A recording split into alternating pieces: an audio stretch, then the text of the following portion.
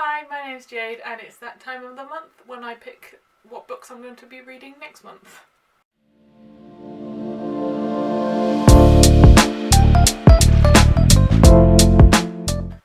I'm stood back up again instead of sitting on the floor because I need to be more mobile to go through my shelves and pick what it is I'm going to read.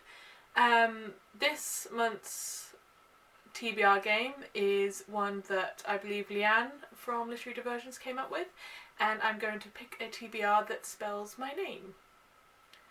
A few rules for this one: I'm not going to be counting words such as a or the in the title. For example, The Lion, the Witch and the Wardrobe would count as L as a letter, because if not I'd kind of be discounting most of the books on my shelves. So let's get started. I realise that my name is only 4 letters long, and that's not a particularly long TBR, so what I'm going to do is I'm going to do the 4 letters of my first name and then the first letter of my surname, and that will give me 5 books, which is small enough to be getting on with and still gives me enough wiggle room later in the month to read anything else that sort of tickles my fancy. So we're going to start with possibly the hardest letter, and that is J. I don't know if I have any books on my shelf that begin with J. I have a lot that begin with G, but let's have a look. To be honest, I think if I was picking based on author names, I'd be laughing, because I have lots of authors that have the first letter J in their name, but I am struggling to find a book with one. Okay, it's taking the label off of this one. Right, so we can always rely on good old Terry Pratchett. So we are going with the letter J. We're going for Jingo. This is a Terry Pratchett that I have never read before, and judging from the blurb, this one, because all Terry Pratchett books, you go in thinking you're going to be reading a book about witches, and then you realise that halfway through you realise you're actually reading a book about gender politics and sexism. So this one, to me, seems like we're going to go into a book about medieval warfare, and it seems to me like it might be an allegory on nationalism and gun control, which I am interested to see what his take is going to be on that, and I'm always in the mood for a Terry Pratchett, and I haven't read one for a couple of months, so Jingo is my first book. Okay, so now that I've cancelled out all of the ones that begin with A as just a word, let's try and find one that begins with A as a letter. I don't know what the Wonder Woman pose was about, but you know, I've got to psych myself up.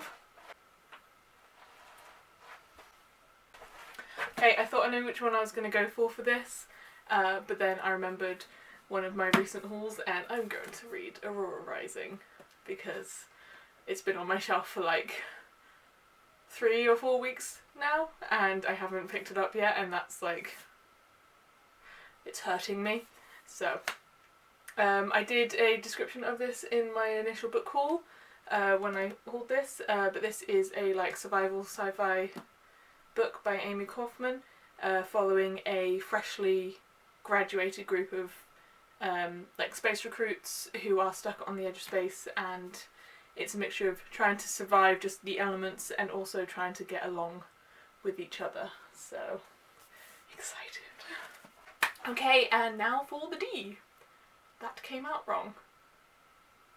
Let's move past it and just have a look for the book, shall we? I didn't think I was one for leaving stickers on my books, but apparently I am. Okay, so this was a toss-up between 2 books, both of which have been on my shelf for roughly the same amount of time, that being like 7 years. But I have decided to go continue with sort of like the fantasy theme, and I've decided to go with Dreams and Shadows by C. Robert Cargill. This is sort of like a modern retelling, not necessarily retelling, but it's like a modern fairy tale involving the Fae folk and changelings. So a child, I believe, goes into the wood and is replaced with a changeling, and I think it is the story of this child in the Fae realm and also the changeling now in the human realm. But once again, it's been on my TBR for so long that I don't really remember. I think this was a gift, but it's one that's always sort of, I mean, mostly I think like the cover is just really pretty. So we'll see if this stays on my shelf by the end of this month. That's the thing, it seems to be, I leave these things on my shelves for so long and then I almost get worried that, oh god, I've had this for 7 years, what if I don't like it? And then it just stays there for even longer. So that's what these TBR games are for. They're making me read the things that have been on my shelf for ages. Okay, so last letter of my first name is E, and we will find a book that begins with E. I think I have quite a few of these. Okay, we're going to go with a recent pickup for this one, but slight change from the other three that I picked in that I am now picked a non-fiction, and I'm going to read Educated by Tara Westover. This is a memoir of a girl who grew up in a cult and was very undereducated in that cult as like a control method, and it's sort of her story of growing up there and leaving the cult, and I love cult books, so I'm hoping I will enjoy this. And the last book is going to be one that begins with M, so this could be easy or it could be difficult. I can't actually think from the top of my head whether I have any that start with M, so let's have a look. We'll start this side because I keep going from that one and moving this way. I'll start from this side first.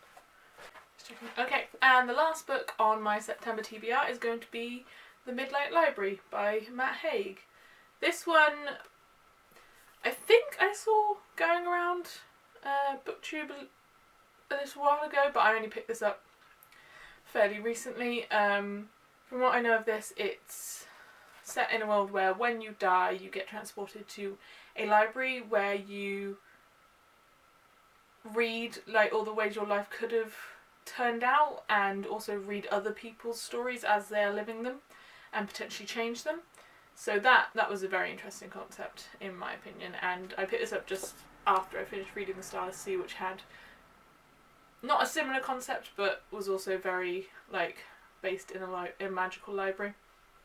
So I wonder if this will hit me in the same way that The Starless Sea did. I sort of don't suppose so, but that's because Starless Sea is like top 5 books that I've ever read, so a lot to live up to, and I'm going to try not to go into that with this is another Starless Sea, because I don't want to just be disappointed that it's not that. Okay, so that is my stack for September. Decent sort of like variations in sizes, basically all fantasy apart from the one non-fiction in there, so a very fantasy heavy month, but I'm not complaining.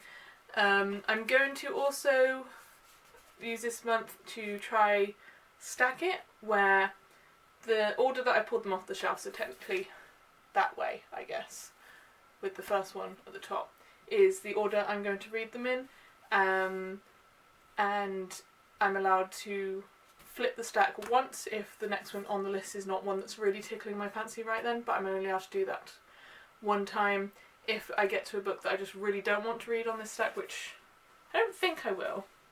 They're all books that I'm looking forward to.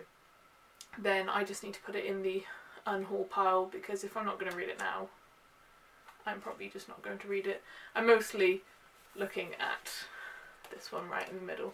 Although I am excited to read it, and now that I've pulled it off the shelf, hopefully I will actually get round to it, instead of just pushing it to the back as I bring more new books into my shelves. So that is what I'm hoping to get through in September, and I definitely think it's doable.